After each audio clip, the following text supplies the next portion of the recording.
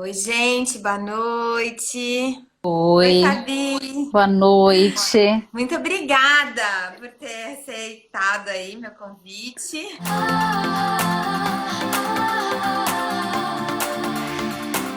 Obrigada pelo convite, Aline. Estou muito contente de estar aqui. Eu sou a Fabiana. A maioria das pessoas me conhece como Fabi. Podem me chamar de Fabi, não tem problema. Eu sou psicóloga no Núcleo Forense do Instituto de Psiquiatria do Hospital das Clínicas. A minha experiência na área forense, eu costumo dizer que ela engloba, nessa área de violência sexual, eu costumo dizer que ela engloba os dois lados. Porque eu comecei a minha formação na área jurídica trabalhando no sistema prisional. Eu trabalhei 8 anos na Secretaria de Administração Penitenciária, então lá eu atendi muitos agressores sexuais. Atendi pessoas que cometeram os mais diversos crimes, inclusive agressores sexuais.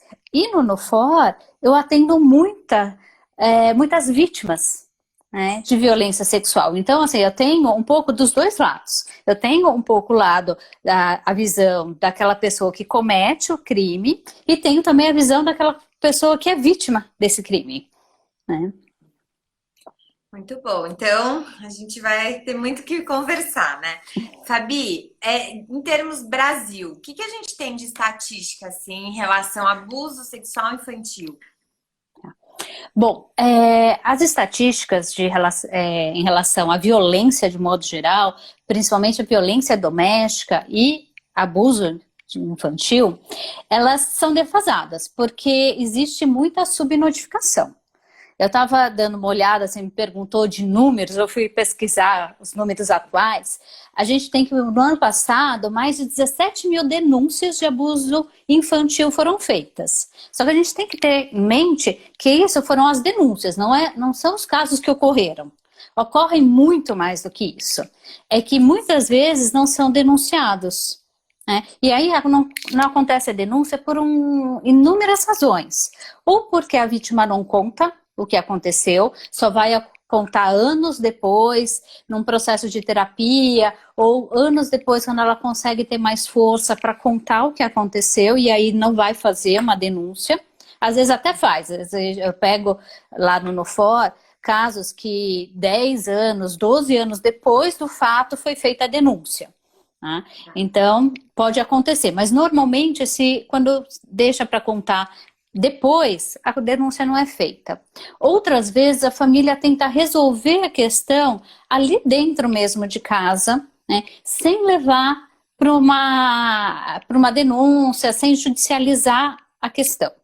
Então, esse número é, vamos dizer, metade do que acontece. E quando você falou muito resolver dentro de casa, então dá para ter uma ideia já do perfil desse abusador, né, diria. Sim, tanto as estatísticas oficiais, estatísticas do Brasil, como os dados que a gente tem lá no Nufor, a gente vê que o maior abusador é aquela pessoa mais próxima da criança. Tá? Normalmente, não é exclusivo, é normalmente, tá? É do sexo masculino, então, normalmente, primeiro lugar é pai e padrasto dividindo esse primeiro lugar, é um pouquinho mais um pouquinho mais outro e vai alternando, mas é o pai ou o padrasto, aquela pessoa que desempenha esse papel masculino de autoridade dentro de casa, né? Uhum. Aí vem tio, primos, mãe, não nessa ordem, né? Mas é primeiro Tá. lugar pai e mãe, pai e padrasto, depois vem Uhum. tio, vem primos, mãe, mulher também comete abuso sexual, né? Uhum. Irmãos, e aí vai o tio da perua, o vizinho, outras pessoas. Mas a grande maioria dos casos acontecem dentro de casa. E, em geral, é mais sendo a vítima menina ou menino? A maioria das vítimas são meninas, né? Mas existe um número muito grande de meninos também, né? Uhum. E aí a subnotificação do menino é maior ainda do que da menina. Por quê? Porque fica com vergonha. Se o agressor foi um homem e a vítima é um menino, o menino fica com mais vergonha ainda de denunciar. Né? Entendi. E Fabi, quando a gente fala em abuso, né? O que contempla aí? esse abuso? Desde, sei lá, uma insinuação, uma carícia, o que que é considerado abuso? Tá. O abuso sexual infantil é qualquer contato inadequado de um adulto com uma criança ou um adolescente. E aí, o que seria esse contato inadequado? Pode tanto ser uma exibição do corpo do adulto, não precisa nem encostar na criança, mas a exibição do corpo do adulto, expor a criança a situações de sexo inadequadas para a idade dela, por exemplo, colocar a criança para assistir um filme pornográfico, assistir uma cena que não é adequada para ela, né? Deixar a criança presenciar relações sexuais entre adultos, tá? Ninguém encostou na criança até aí, mas isso é considerado abuso. E vai até toques, chegando à penetração propriamente dita, que aí são os casos mais violentos, né? Não que os outros também não sejam violentos, existem formas diferentes de violência, né? Mas violentos no sentido de machucar. Porque normalmente o abuso sexual não deixa marca física na criança, só marca psicológica. E em que idade, por exemplo, para a gente tentar, né, evitar, enfim, que aconteça. Uma coisa antes, que eu tô seguindo aqui o roteirinho. Você falou desse perfil do abusador, que geralmente pai, padrasto, dentro de casa ou próximo da família. E é associado a doença psiquiátrica ou não geral, necessariamente, tá? Normalmente não é associado a doença psiquiátrica.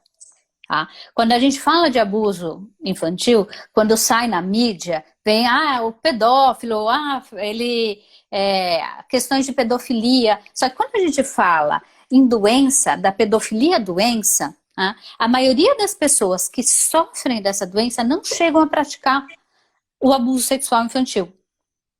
Tá? Por quê? Porque essas pessoas, elas sabem que aquilo é errado, é um desejo que elas não conseguem controlar, sabem que aquilo é errado e sofrem muito com aquilo. Então, a maioria das pessoas que cometem abuso infantil não é um pedófilo no sentido da doença. Tá? As pessoas cometem abuso por uma série de fatores, né? Você vai falar, não é doença, então por que faz, né? Então, comete por uma série de fatores. Pode ser para mostrar o poder, a pessoa quer mostrar uma dominação, quer mostrar um poder naquela família. Tá? Ela pode fazer por vingança, ela pode fazer por se sentir tão frágil, né?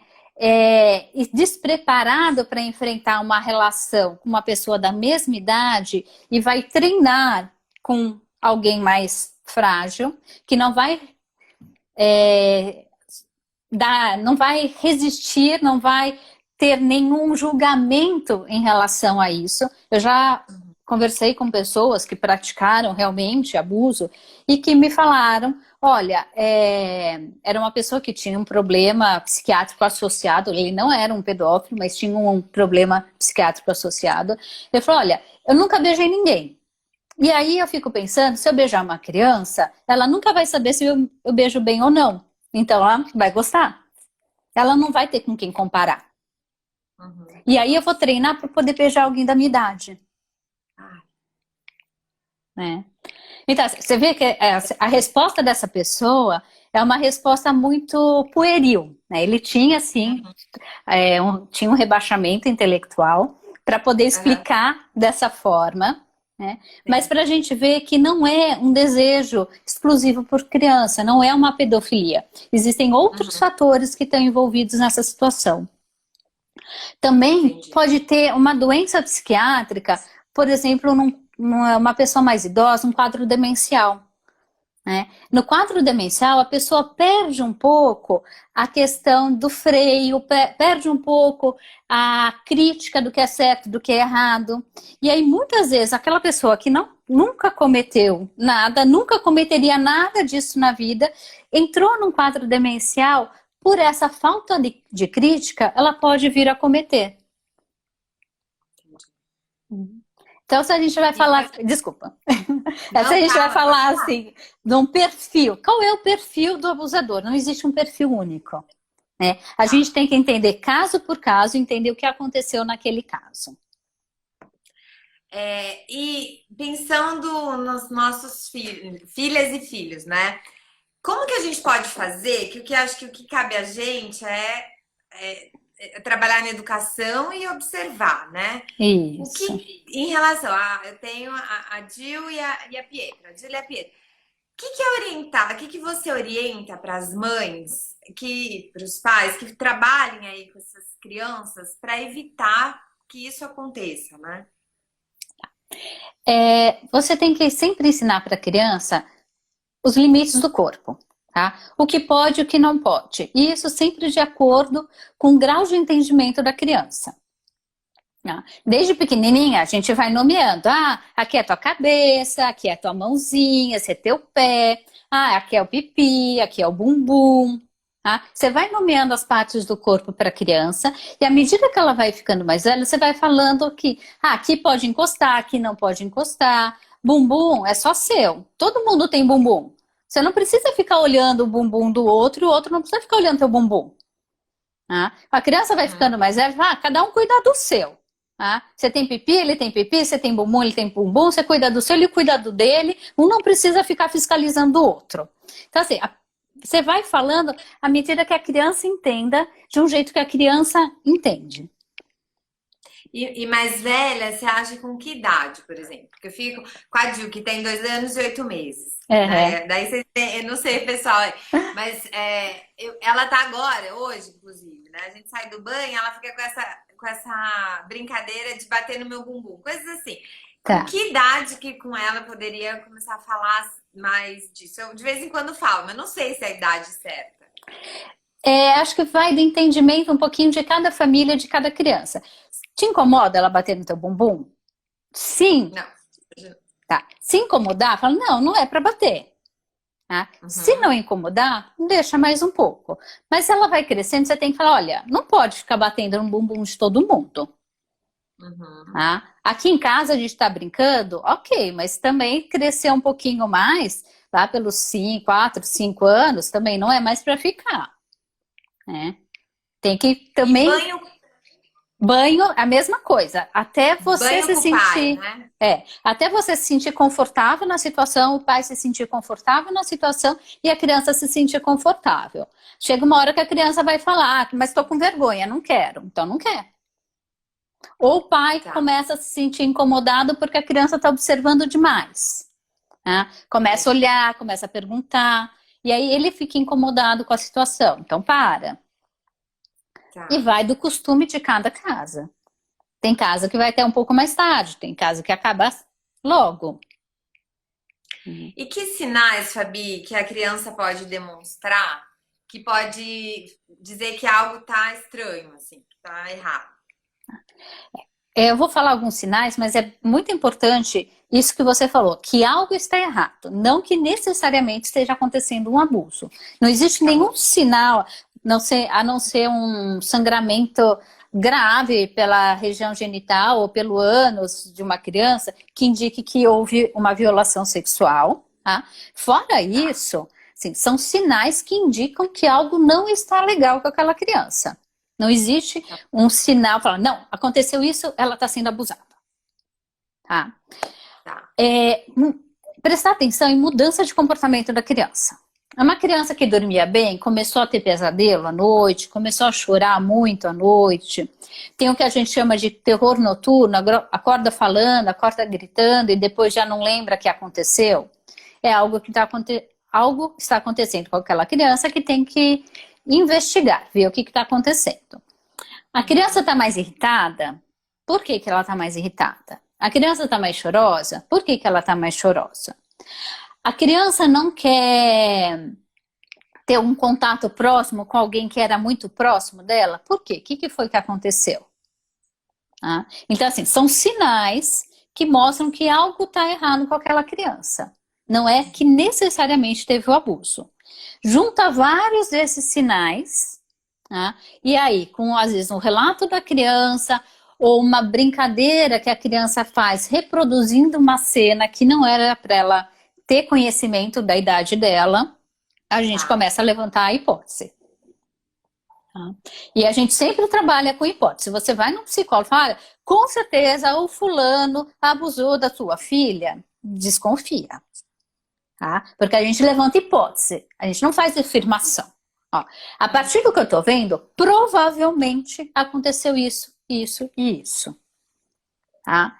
E a avaliação psicológica, o psicólogo que faz esse tipo de atendimento, ele nunca tem como afirmar quem foi ou quem deixou de ser. Né? Não dá para falar, olha, foi o pai que fez isso. O que dá para dizer, olha, foi uma figura masculina que é próxima dela. Aí se é pai, se é tio, se é o irmão, se é o avô, não é nosso papel dizer. Isso é papel da polícia que vai investigar e vai saber quem foi. Tá? O papel do psicólogo, quando a criança chega para uma avaliação com essa suspeita, é dizer se ela tem ou não sinais de ter passado por uma situação de violência, se dá para dizer se essa violência é uma violência sexual ou não, porque às vezes a gente levanta a hipótese que a criança passou sim por uma situação de violência, mas não dá para dizer se é uma violência sexual. Tá? E às vezes dá para dizer, olha, ela tem muito receio, ela tem dificuldade com figuras masculinas. Isso não quer dizer necessariamente que foi o pai. Não quer necessariamente dizer que foi um tio da perua. Não quer necessariamente dizer que foi o irmão. Tá?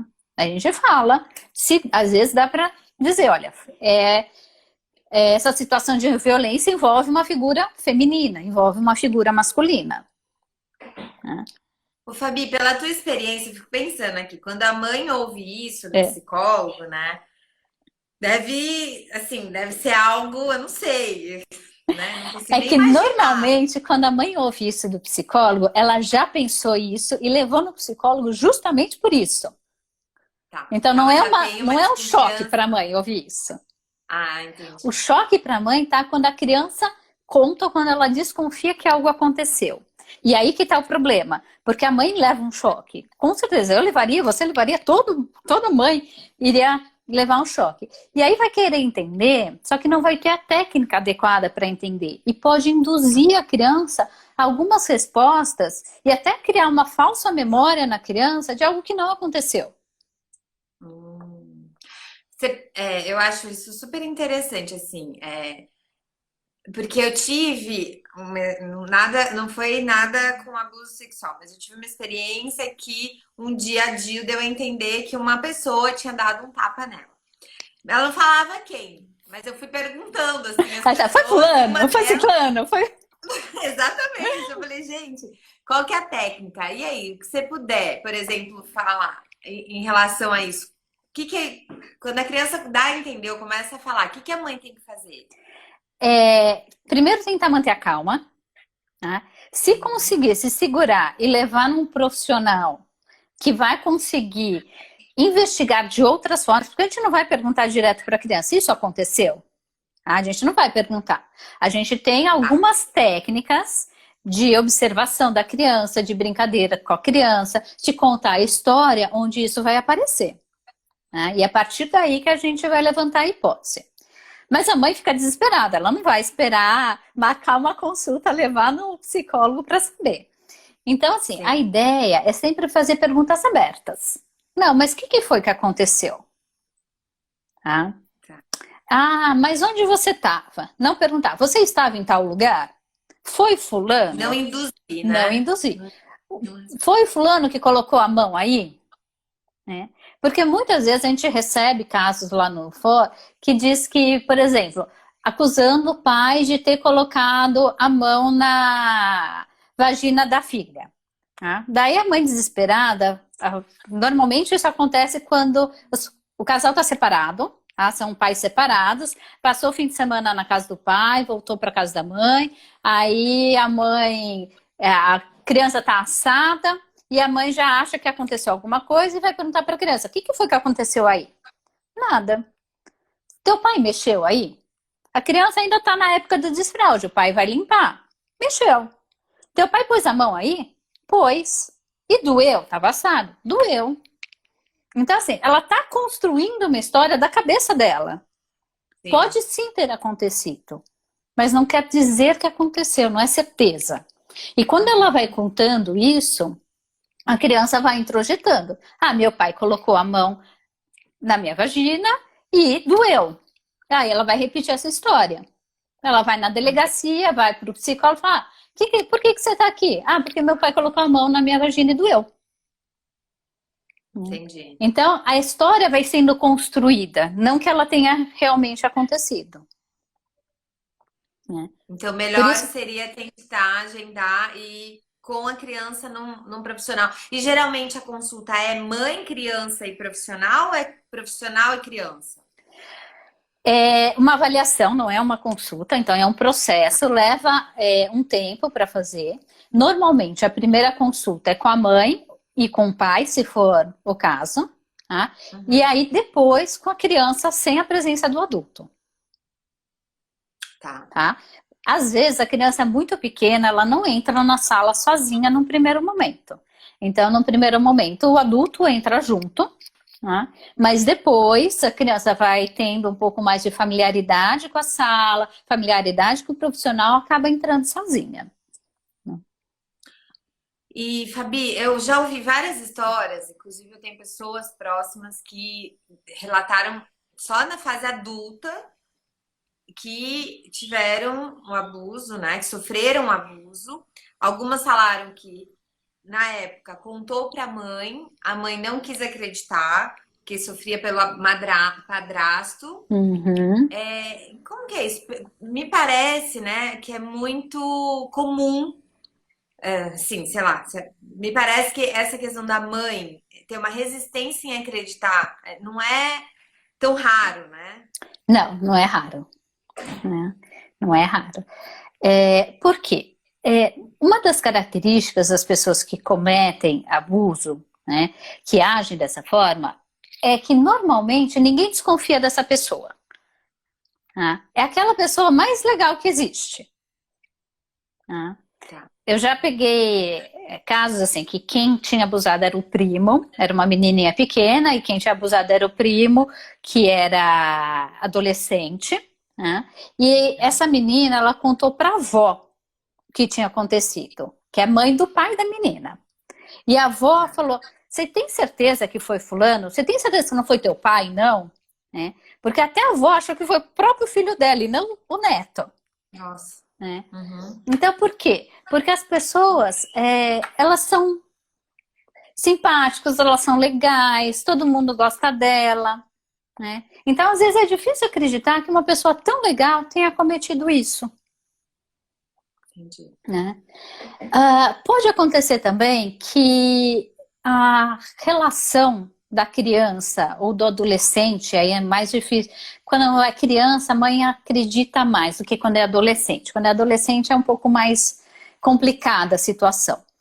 É, Talvez esse adolescente, essa adolescente que contou, tenha uma dificuldade de relacionamento com esse padrasto, né? Já seja uma adolescente que está dando alguns indícios que algo não está indo bem, né? Está tendo problema de comportamento, problema na escola, às vezes já tem uso de substância, de drogas, de álcool. E aí, quando conta, a mãe não acredita, né?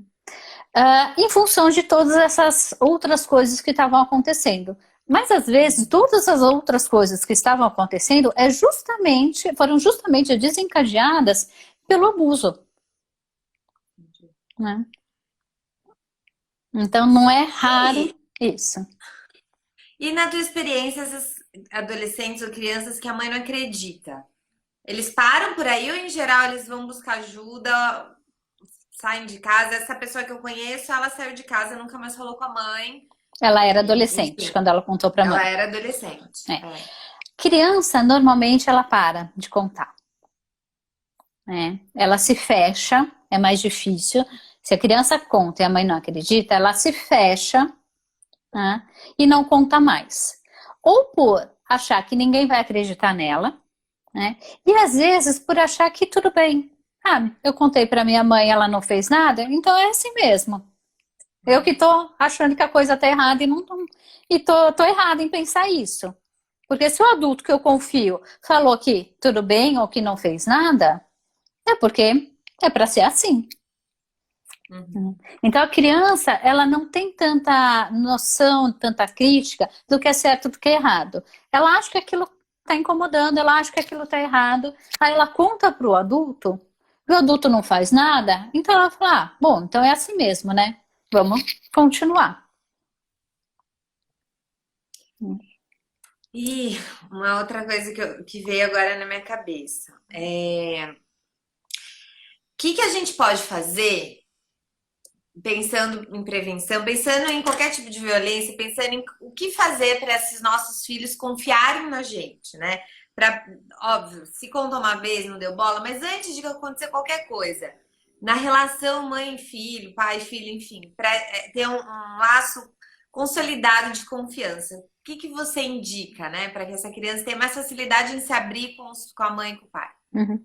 É importante conversar bastante com a criança, né? Não só fazer a criança falar, mas você contar coisas suas também, porque isso mostra, vai mostrando para a criança como ela tem que agir. Se você conta coisa sua, a criança também vai contar coisa dela, né? Se você não conta nada seu, a criança vai aprender que não é para contar nada dela, né? Então é uma conversa, não é só ficar pegando coisa da criança, ou não é só também você ficar falando. Então, tem a troca ali.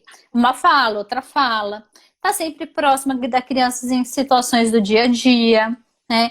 Vai brincar junto, vai fazer um bolo juntos, né? Vai fazer alguma atividade de lazer junto. Coisas que aproximem, né? Uhum. E que, com isso, fortaleça o vínculo da criança com esse adulto, para que a criança possa contar coisas que ela não contaria para mais ninguém, por exemplo. Entendi. Hum. E essa questão de trabalhar com ela, autonomia, autoestima, segurança, essas coisas também são importantes. Para ela, por Sim. exemplo, aprender a, sei lá, perceber que alguma coisa está errada, aprender a dizer não. Uhum. E mostrar para a criança, assim. E, acho que é importante também, você falou, aprender a dizer não, é aceitar o limite da criança. Tem criança que você vai cumprimentar, ela não quer ser beijada. Não force o beijo. Tá? Ou a criança não quer beijar tua amiga, não força que a criança beije tua amiga. A criança, Uhum. é importante mostrar para a criança que ela tem um limite e que esse limite vai ser respeitado. Tá? Sim. Então, assim, mostrar. Acho que virou sua câmera, Ih, Fabi. virou? Deixa eu ver. É Calma. em cima do lado esquerdo ali. Aí, Aí. voltou para mim. Não sei por que virou, se eu não encostei em nada. Às vezes acontecem coisas, É. né? Ah, é, eu perdi o que eu estava falando. De respeitar se a criança Então, quer dar um respeitar o beijo. limite da criança, né? Se a criança não quer abraçar, não quer dar beijo, não força, né? E aí a criança vai aprendendo a dizer não. Não, isso eu não quero. Tá? E foi respeitado. Se alguém forçar ela a fazer alguma coisa que ela não quer, ela vai vir te contar. Porque você respeita o limite dela. E se alguém não respeita, ela fala: olha, eu posso contar para minha mãe, posso contar para o meu pai, porque eles respeitam. Tá, legal. E isso até por exemplo, estamos brincando de fazer cócega nas meninas, É né? isso. Ela fala, para. Para. Em qualquer situação, É isso. tal. Não é não. Não é não. Isso é Né? E importante. acho que desde pequena ensinar as crianças que não é não. Né? Para tudo, assim. Não é para mexer aí. Aí vai lá e mexe. Eu falei que não é para mexer. Não é não. Vamos respeitar o não. Uhum, Não é só em relação ao corpo. Você vai ensinando de outras coisas que isso vai se refletir no corpo da criança. entendi. É. E se a mãe, né, desconfia de alguém próximo, o que fazer, Fabi? Você já falou mais ou menos de uma psicólogo, né? Inclusive, Isso. que psicólogo, né? Tem um psicólogo especialista no assunto, o que Seria fazer? interessante procurar um psicólogo que está acostumado a lidar com esse tipo de situação, que está acostumado a avaliar crianças que passam por situações de abuso, né? Porque o psicólogo vai ter um pouquinho mais de experiência, um pouquinho mais de jogo de cintura para contornar algumas situações, né, que podem aparecer. E se a mãe desconfia de alguém próximo? Primeiro, proteger a criança. Tá? Você não tem certeza, não sabe se aconteceu ou não, tá investigando. Então, a primeira coisa que vai fazer é proteger a criança. E como vai proteger a criança? Não deixar sozinho com essa pessoa. Tá? Sempre dar um jeito, dar uma desculpa para a criança nunca ficar sozinha mais com aquela pessoa. A mãe está sempre de olho, sempre vendo, o pai está sempre de olho, sempre vendo. A gente fala mãe, mas é mãe e pai, né? Sim. Sempre de olho, sempre vendo o que acontece ali. Tá? Acha que é um tio, acha que é um avô, não deixa mais na casa do vô.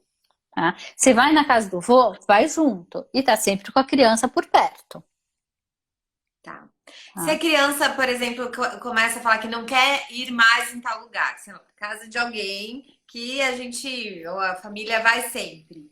É bom parar de ir, é bom evitar ou é bom tentar entender o porquê que ela não quer ir mais? É bom tentar entender por que ela não quer ir mais, o que foi que aconteceu.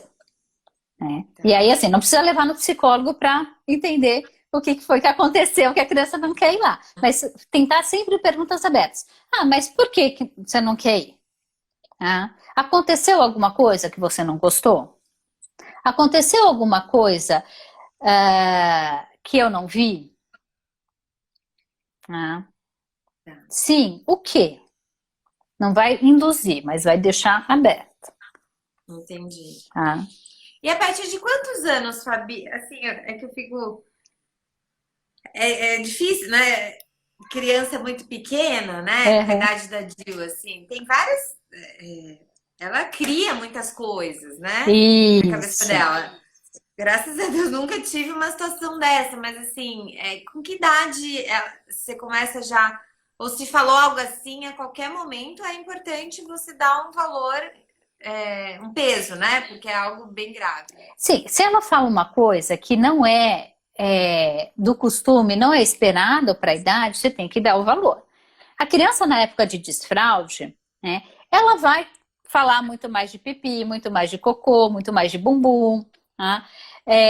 Vai falar das partes íntimas, ela vai se tocar mais, porque assim, tirou a fralda, fica só a calcinha, fica só a cueca. Então, fica mais sensível a região. Ela sente mais, ela senta num lugar, é mais duro, né? Ela vai no cavalinho, ela tem uma outra sensação, sem a fralda. Né? Então, a região é mais estimulada. Então, a criança vai tocar mais nessa região, sim, e faz parte de conhecer o corpo dela, ela se tocar. Tá? Mas o que a gente tem que perceber é se aquilo não está exacerbado, não está além do limite, e se está de acordo com a idade. Né? Se a criança está simulando um ato sexual, por exemplo, você acha estranho. Não é para uma criança simular um ato sexual. Você sabe que uma amiga minha, professora, me contou que um dia, no intervalo, ela voltou para a sala, um pouco mais cedo, e tava um menino e uma menina embaixo da mesa, escondido, e ele pediu para a menina, enfim, pôr a boca no pipi dele. Tá. E aí a professora viu, daí ela falou com a direção, chamou a mãe, eu acho, do menino, e conversou, enfim, e depois descobriram que era do pai com o filho. Então, quando a criança começa a reproduzir uma situação como essa, uma situação que não é esperada para a idade, é porque algo está acontecendo. Tá? Tem que investigar. Ela pode ter visto sem querer. Não que tenha sido exposta, né? Ela pode ter visto sem querer, né? E está reproduzindo. Tá? A criança pedir para olhar o genital do outro é curiosidade. Agora, a criança pedir para pôr a boca, aí já não é mais curiosidade. Entendi. Então, assim, tem os limites. a gente está num país, né, que tem ainda, infelizmente, muita questão do tráfico, né? Essa questão das crianças, adolescentes se venderem, né, sexualmente. Sim. Quando tem o consentimento, digamos, e a partir de que idade isso legalmente é visto em termos de é ou não abuso? Uhum. A lei diz que a partir dos 14 anos, que antes dos 14 anos, o adolescente não tem a capacidade de consentir. Tá? Tá, Então, qualquer 14. relação sexual, qualquer contato sexual com um adolescente menor de 14 anos, mesmo que ele diga ok, é considerado abuso sexual. Só que a gente tem que pensar que a lei foi feita, essa lei é de 1940. Uhum. Tá? É muito antiga, 40, 60, assim, eu sei que é muito antiga. Tá? E atualmente as meninas de 12, 13 anos têm muito mais desenvoltura, são muito mais adultas do que eram na época que a lei foi feita. Então, inclusive, a gente já recebeu lá no NUFOR pedido de juiz para a gente avaliar o grau de entendimento de adolescente de 12, 13 anos que dizia que tinha realmente consentido com a relação sexual. Era assim, mais de um caso que acaba tendo relação sexual com alguém que é maior de idade, 18, 19, 20 anos, mas a menina diz, não, fui eu que falei que eu queria. Né? Tem uma que até mostra um boletim de ocorrência, ela fala, olha, eu falei para ele que ou ia ser com ele ou ia ser com outro. Ele era meu namorado, que fosse com ele. Né? Então, só que E assim, como chegou? Alguém denunciou, uma alguém outra pessoa denunciou. denunciou. Normalmente Tá, os pais denunciam. Né? Os pais entendi. descobrem e acabam denunciando. Né? E a menina falou, não, eu queria. Ou teve outro caso que ela falou, não, era meu namorado. Ah, então, assim, não foi Uhum, forçado, não foi uma violência sexual. entendi. Mas E para a daí tem lei, com menos de 14 é considerado violência. e aí quem vai denunciar tem uma delegacia específica? Como que funciona um número? O que que é? Tem o Disque 100, né, que é para denúncias de violência de modo geral. Você pode fazer um boletim de ocorrência numa delegacia de defesa da mulher, ou pode fazer Uhum. um boletim de ocorrência numa delegacia comum, e aí depois, normalmente, esse boletim de ocorrência ele é direcionado para uma delegacia de defesa da mulher que é referência. Tá. Então, você não precisa ir só na delegacia de defesa da mulher. Você pode fazer o boletim de ocorrência numa delegacia comum. Ou você pode fazer uma denúncia anônima pelo Disque 100. Existe Fabi, até como que um aplicativo e um portal da internet que você pode fazer também por online, essa denúncia. E ela é anônima. Como que é, a investigação disso, né? Porque eu acho que as pessoas devem ter muito medo de denunciar, sei lá, o companheiro, o padrasto, sei lá, quem quer que seja, que foi denunciado, ser abordado e saber que a companheira denunciou, né? Como que é isso? É tudo totalmente anônimo? As pessoas todas são chamadas? Como funciona? Se é pelo Disque 100, se é uma denúncia anônima, a denúncia é feita e aí vai ser investigado, as pessoas vão ser chamadas para prestar depoimento. Se a denúncia não é anônima, a pessoa vai na delegacia prestar uma queixa, fazer um boletim de ocorrência, aí tem o nome de quem está denunciando, quem é a vítima e quem é o acusado. Né? Uhum. O que vai acontecer depois? Se a denúncia envolve uma criança, mesmo que a mãe depois se arrependa, o pai se arrependa, quem fez a denúncia se arrependa, não pode mais tirar queixa. Tá? Fez a denúncia, tá feito. Se envolve criança. Né? Aí o Ministério Público assume e toca o caso, mesmo que a pessoa fale, não, me confundi, eu briguei e resolvi fazer uma queixa, mas na verdade não aconteceu nada, eu quero tirar a queixa. Não pode mais. Tem que ser investigado até o final. Foi feita a queixa, normalmente já é encaminhado para o Pérola, aqui em São Paulo, né? É encaminhado para o Pérola Byton, que tem um programa, chama Programa Bem Me Quer, que é o IML dentro do Hospital Pérola Byton, onde só mulheres atendem, e é para atendimento exclusivo de mulheres e crianças vítimas de violência sexual. Então é feito um boletim de ocorrência. Quando existe a possibilidade, normalmente isso é possível, a delegacia mesmo já aciona o projeto Bem Me Quer, vai uma viatura do projeto Bem Me Quer pegar a vítima na delegacia, leva para o Pérola Byton, faz o exame de corpo de delito, né, e aí leva de volta. E quando não é possível ter essa viatura na hora, é encaminhado, o delegado, a pessoa já sai da delegacia com encaminhamento para o exame de corpo de delito no Pérola Byton. Feito isso, o delegado vai chamar a vítima para prestar depoimento, quem foi fazer a denúncia para prestar depoimento e o acusado para prestar depoimento. Normalmente, quando isso já foi feito, e o exame de corpo de delito deu negativo, porque é o que normalmente acontece, em casos de abuso, assim, não tem uma marca física. Então, normalmente o exame de corpo de delito dá negativo. Mas a criança, o adolescente continua afirmando o que aconteceu, o delegado já encaminha para o NUFOR. Às vezes é o NUFOR, agora o IMESC também faz, porque até uns anos atrás era só o NUFOR que fazia. Então a gente tinha uma fila de espera imensa. Agora o IMESC também está fazendo. Então encaminha ou para o NUFOR ou para o IMESC para fazer a avaliação psicológica da criança, para saber se a criança tem ou não sinais psicológicos de ter passado por uma situação de violência.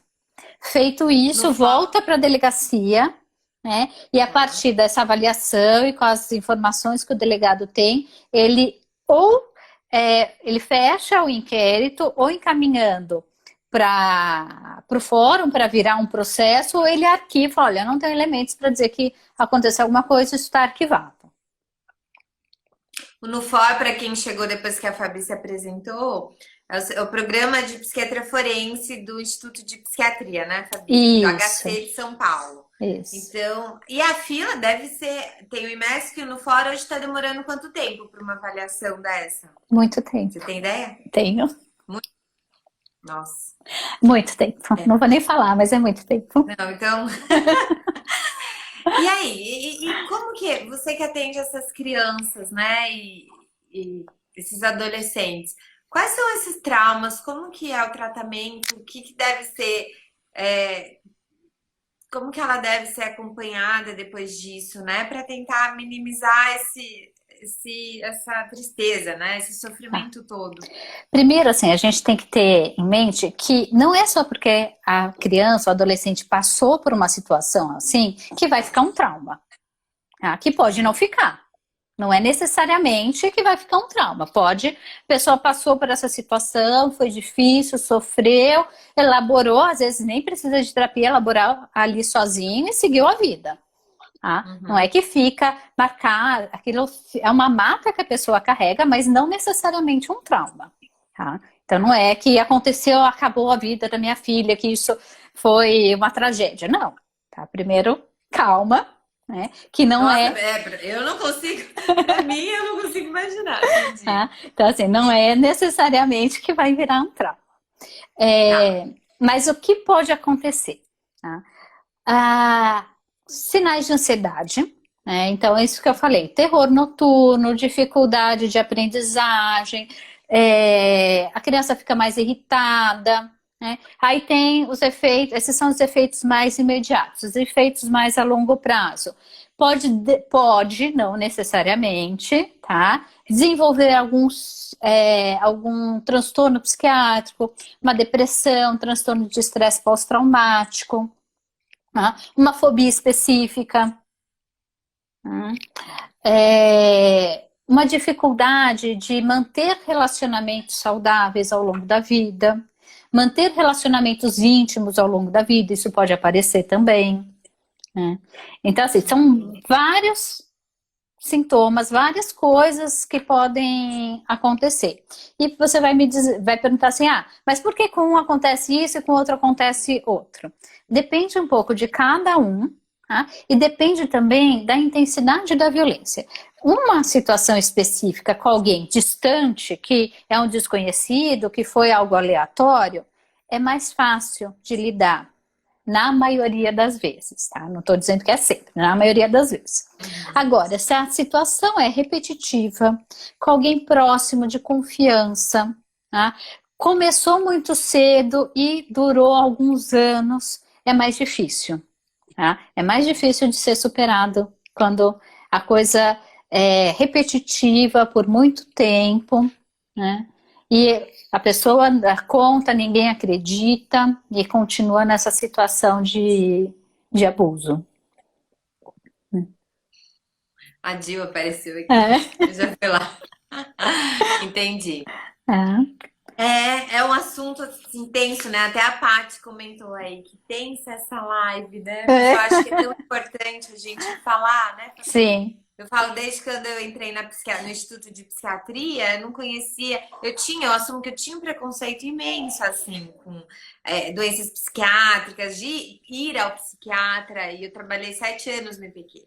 E mudou completamente a minha visão. Eu uhum, acho que a gente se aproximar de tabus, né, de se aproximar, entender, é a melhor forma da gente tentar prevenir coisas desse tipo, né? Eu com acho que é tão certeza. importante poder falar disso. Tem até, eu recebi, acho que foi na segunda, que foi o dia, né, contra abuso sexual infantil, tem um livro que chama Meu Corpo, Meu Corpinho, alguma coisa assim. Eu vou ver depois certinho e compartilho com Uhum. vocês, né, com quem está assistindo e tal. Você tem alguma leitura, Fabi, para indicar que seja um pouco mais fácil para mães? Ou você depois puder indicar alguma coisa para gente?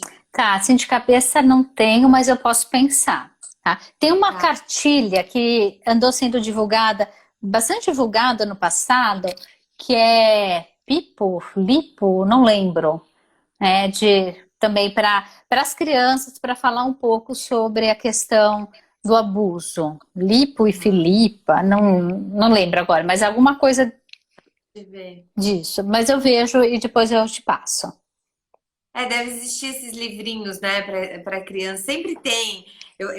Quando eu engravidei da da Pietra, me falaram, tem uns livros interessantes, porque para eles a história, né, cativa muito mais. E daí não é Isso. com eles, mas eles vão tendo um parâmetro, assim, né, do Uhum, que pode, enfim, na história prende mais atenção. Então depois a gente pega essas dicas e compartilha com vocês. E isso. deixa eu ver que era só. Alguém perguntou se a live vai ficar gravada. Fica 24 horas. Eu hoje baixei um aplicativo Ah, para ver se eu consigo salvar a live, porque eu não estou conseguindo uhum, baixar a live de 1 hora. Eu perco a live e não baixa. Então tá. eu baixei o aplicativo para ver se depois eu compartilho no IGTV. Fabi, a Paty perguntou se é algum livro infantil. A gente vai ver os nomes, Paty, e Isso. compartilha, tá? No Mandstar com vocês. E até a Rita, que é a TO, que estava aqui, eu não sei se ela ainda tá, falou que trabalhou no projeto Equilíbrio, né? Que também Isso. tinha muitas crianças que sofreram abuso. Uhum. Enfim, acho que tem aí uma questão de a gente tentar trabalhar com os nossos filhos e cada vez mais eu acho que vai mudando, né? A Pipo e forma. Fifi, tá? A Vanessa aqui tá falando. Ah, Isso, legal, Pipi. é esse. Obrigada, Vanessa. Eu acho que essa questão da gente querer cada dia mais ter um vínculo estreito com os nossos filhos, né? Eu Uhum. acho que isso já é um caminho muito bom, né? De diálogo, de deixá-los com bastante autonomia, de ter essa. Porque antigamente isso não existia, né? Eu acho que era um tabu. Os pais eram criados de uma forma que também não falavam com a gente sobre isso. Isso, Eu né? não sei as estatísticas de antigamente, com certeza era muito mais subnotificado, mas eu espero e desejo que esteja melhorando, né, esse cenário, porque ainda acho que existia até eu falo, minha mãe casou com 17 anos, né? Então eu falo Pois assim, é. antigamente nem chegava a maioridade, já tinha casamentos, né? Era Uhum. muito mais. Então, vamos cada vez mais tentar divulgar e compartilhar essas informações para que a gente possa prevenir e fazer com que os nossos filhos, nossas filhas, né, no meu caso, sejam seguras, né, de realmente poder falar, se abrir com mãe, pai, com Uhum, quem se sentir bem para abrir isso. A Paty tem isso. uma filha de 10, né, Paty? Eu não lembro mais agora, 7, enfim. Acho que é isso. Eu acho que eu fiz todas as perguntas que me mandaram e que eu te mandei também. Tá, acho que sim. Alguma quer finalizar, então? Dar um recado aí para as mães, para gente? Eu acho que assim, o recado é que para as famílias, para as mães, para os pais, não perderem o carinho, o abraço, o toque que eles têm com as crianças, por medo que algo aconteça. Né? Porque às vezes a gente, lá no fórum mesmo, a gente brinca e fala, nossa, se alguém ouve o que aconteceu na minha casa, sem entender o contexto, vai achar que é um horror. Né? Eu lembro uma vez que Uhum. meu filho era pequenininho e ele estava muito assado. E eu fui dar banho nele, ele já tem uns 2, 3 anos, acho que até menos. Eu fui dar banho, ele estava muito assado e eu tinha que lavar o bumbum dele para limpar. Né? E aí ele gritava, não, não, tira a mão do meu bumbum, tá doendo, não, não. Assim, eu dava banho rindo, eu falava, meu Deus, se o vizinho ouve o que está acontecendo, vai achar que eu estou abusando do meu filho. Né? Então assim, a gente tem que entender o contexto. Né? Não é deixar de abraçar, não é deixar de ter os cuidados. Né? Porque isso está dentro de um contexto. É você Uhum. pôr a mão no bumbum, limpar, fazer a higiene é cuidado, não é abuso. Né? Não distorcer algumas situações. Né? Legal. Isso eu acho que é muito legal, por exemplo, o vínculo, né, do meu marido com as meninas, né? De carinho. Eu brinco, eu tô no interior, ele tá em São Paulo. A Pietra, que é recém-nascida, chora mais comigo no banho do que com ele, que é banho no chuveiro. Então, eu acho isso muito legal, né? De É, criar e ter essa confiança e mostrar para elas também, né, da figura que é tão importante, da figura paterna, de ter esse vínculo. A gente brinca que a Gil agora fala eu te amo com muita frequência. É muito difícil meu marido falar eu te amo. Deu, agora você vai aprender a falar eu te amo. Porque ela fala eu te amo com tanta frequência que ele para fala você também, também né? retribuir. Exatamente. Ai, obrigada, Fabi. Imagina, eu que Obrigada, agradeço, gente. adorei. Eu agradeço muito seu tempo, todo o seu conhecimento e teu trabalho lá no IPQ que eu conheço, que é maravilhoso. Se vocês tiverem alguma dúvida e quiserem mandar depois, eu peço por gentileza para a Fabi me ajudar a responder. Pode Tá deixar. bom? Beijo Tchau, grande, um gente. beijo para todo mundo. Obrigada. Tchau, tchau. Tchau.